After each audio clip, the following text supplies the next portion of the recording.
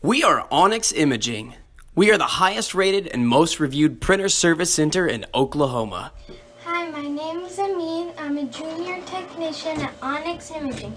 Today I'm going to show you how to copy a document on your HP Officejet Pro 8710.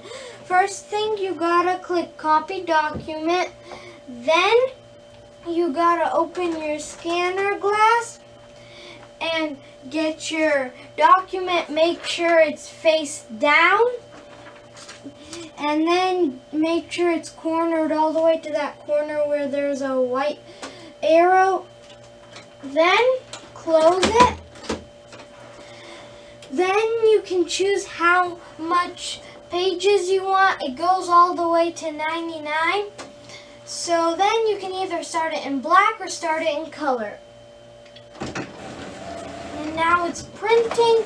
If you have any questions or concerns, feel free to check out our YouTube channel.